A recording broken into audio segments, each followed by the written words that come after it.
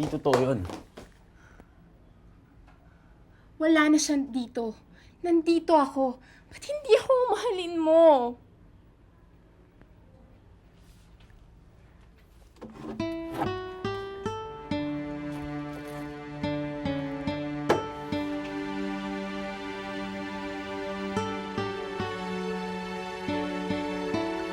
Sa Camila.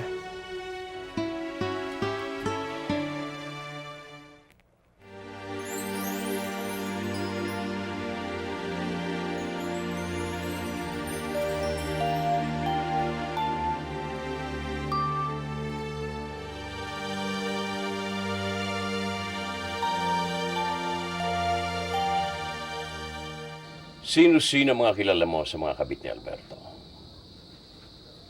Kailangan makausap natin sila lahat. Pati mga kaibigan niya. Winalanhiyan niya ako. Mas matindi ang gagawin kong pagbagsak niya. I will work on it first thing tomorrow, Dad. Pagkatapos ng TV interviews ko. Amanda scheduled 7. Daddy, excuse me, no, pero hindi naman po sa nanghihimasok ako. Pero hindi ho kaya dapat si Amanda ang unang-una ninyong i-loyalty check. Because she is just as ambitious as Alberto. Mas matalino si Amanda kay Alberto. At alam niya, at this point, kailangan kumampi siya sa akin para makuha niya ang aking basbas. Ikaw, Ernestina, sa ngayon, nasaan ang puso't mo pagmamalasakit? Dad, hindi niyo kailangan itanong sa akin yan. Because first and foremost, sa inyo ho talaga ako. That's good to hear. Kaya simula ngayon, 4 na lang ang ituturing kong anak.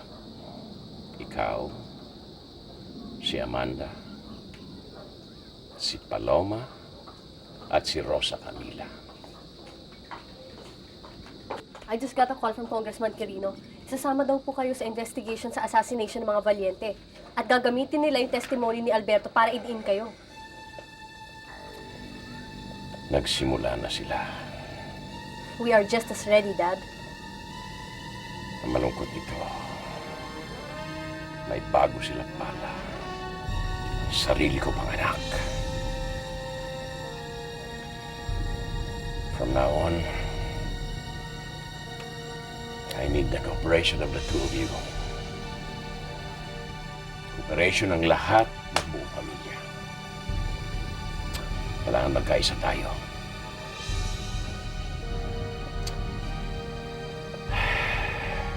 Lalagasan na tayo.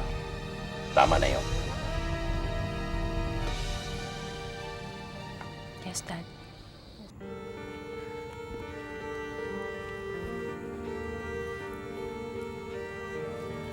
Paloma, sino? Sino nagpalaglag sa anak natin? Ha? Si Ate Ernestina. Dinrag niya muna ako para makatulog.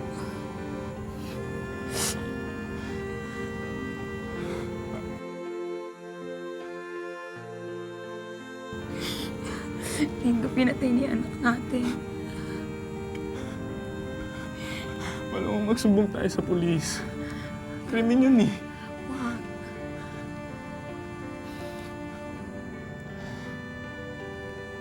Ano, hayaan lang natin ganun-ganun lang?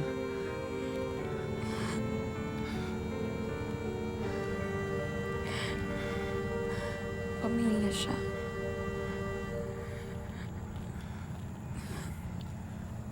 Paloma, gusto mo isumbong ko siya kay Amanda?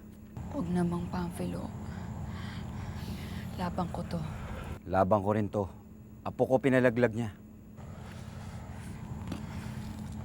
Paloma, magpakasal na tayo. Hindi ganun kadali yun. Ayoko munang bigyan ng problema si Daddy. Anong klase ba kayong pamilya? Hindi ka pa rin naaalis. Pagkatas ng ginawa nila sa'yo.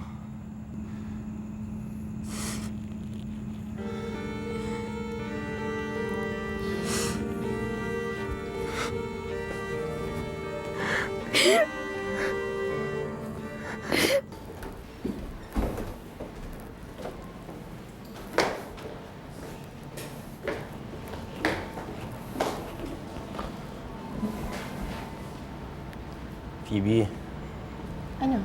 Magsasorry ka na naman about what happened last night. Nakakasawa na. it's just... I know. It's still Rosa Camila. Nakakasawa na rin yun.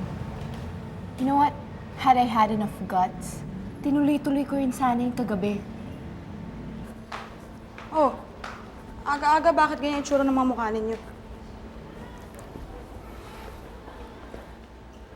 Rosa Camila, nasa San Dionisio pa ba si Carlito? Yes, Dad. Bakit di mo siya bisitahin? Bilang kaibigan. Nagkita na ba kayo pagkatapos mamatay ang kanyang mga magulang? Isabay niyo sa Ethan. Sabihin mo sa mami mo na doon muna kayo sa San Dionisio. Rosa Camila, this is not my way of saying na okay na kayo ni Carlito.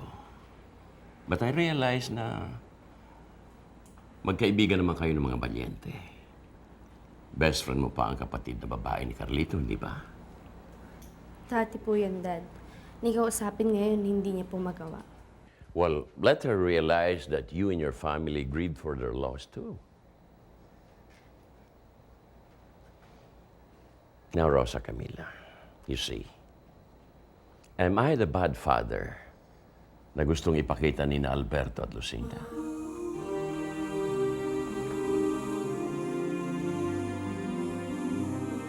Well, I hope this is quick. Kailangan ko agad bumalik sa Maynila. Anyway, nagawa ko na yung sworn affidavits ko. Pinabasa na ng lawyer ko. And he will submit it to the authorities as soon as possible. I just hope that there are enough accusations to pin down your father. Well, these are not mere allegations, Mr. Congressman. These are facts. I'm sorry. It's just that hanggang ngayon ay hindi pa rin ako makapaniwala na nasa panig ka na namin. Basta ipapadala ko na lang sa inyo yung mga papeles na kailangan. Yan din ba ang iniisip mo, Carlita? We have a common enemy now. Oh, pero ama mo pa rin siya. You're right. And I am ashamed of that fact. Ikinahihiya ako na namatay ang ama mo sa kamay namin. Kaya gaya mo rin, pareho na rin tayong walang ama ngayon. And the Vice Governor can vouch for me, hindi ba? Oh! Hindi naman si Vice Governor, ano? Hanggang ngayon na dinadaga pa rin. This is a big move for all of us. Kami, walang magbabago sa trabaho namin kahit na ano ang kalabasan nito. Pero kapag naayos ito, posisyon mo lamang ang tataas, higit sa lahat. Look, Congressman Carlito, we are on your side now. Yes, whether we like it or not. Oh, you will like it, Carlito. Pangako ko sa iyo. Alicia, mga ilang minuto lang naman ang biyahe papunta San Dionisio by plane.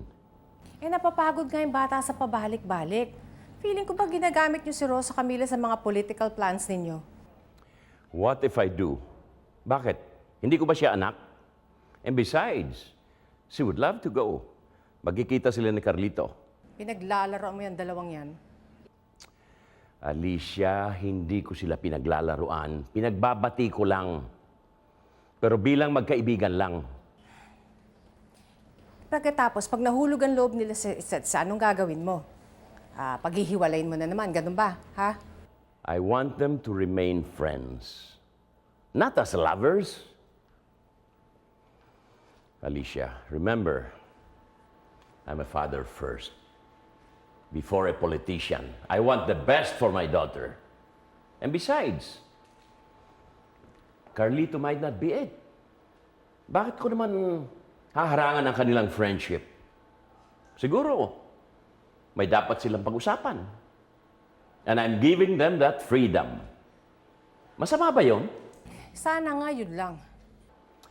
Yun lang, Alicia. Dad, excuse me. Nandiyan na po yung mga interviewers ninyo. Okay. O, Alicia, I'll turn you over to Amanda. Siya nang bahalang mag-arrange ng flight niyo pa San Dionisio. Okay, here's yours. Hello, Tita Alicia. Yes, it is all for the best, Tita. Para sa inyo, hindi para sa amin. At lalong hindi para kay Rosa Camila. Paano? Sige, tatawag na lang kasi pag okay na kami rito. Bye.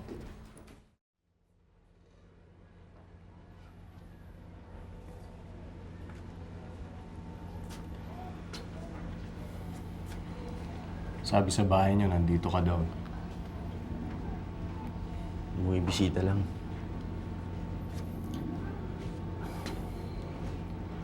Mabuti ka pa, alam kung saan mo bibisitahin yung mga nawala sa'yo. Ako hindi ko na alam kung buhay pa o patay na yung anak ko.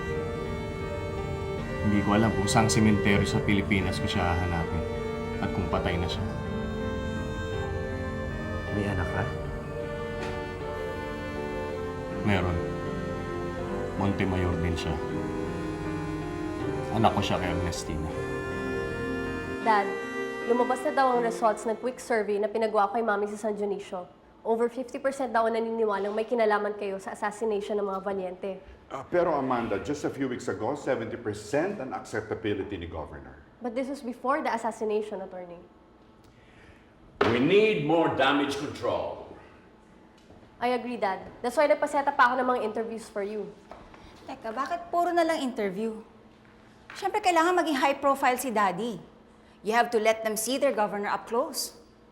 Sa second phase pa yan, kailangan tumaas ang poll ratings ni Dad. Excuse me, Governor. I can free your schedule tomorrow for more interviews.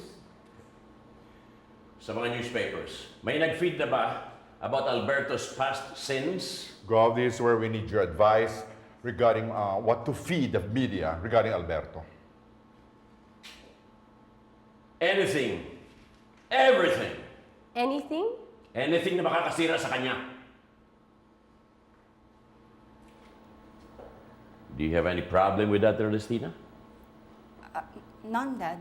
I have all the files on his girls. Good. Ibigay mo lang kay Asturias at kay Amanda. Sila na bahala dyan. Let me. Hindi. Kay attorney na. You have so many things to do. I'll find the time. Ano ka, si Darna? Alberto, hindi man na ba tayo lalabas ngayon? May premiere ng isang pelikula ngayon, ah. Hindi ako pwede maglalabas ngayon. Kailangan kong maglaylo.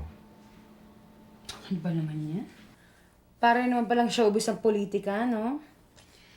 Once na chismis yung artistang buntis, kailangan maglaylo. Ganun ba yun? If only Pauline was here. Hmm? Ha? Sinong Pauline? Wala kapatid ko. Oh. Akala ko ba dalawa lang kapatid mong babae? Kay Mama. Sa iba marami. Puro babae. Para naman pala talagang showbiz yan, eh. Daming puro kabit-kabit. Ano ba yan? O pwedeng bumalik San Dionisio, attorney. Alam na nilang chief security nyo na ako dahil kay Alberto. Eh di magpakilala ka as my chief of security. Ano pong gagawin ko? Pumunta ka kay Mami.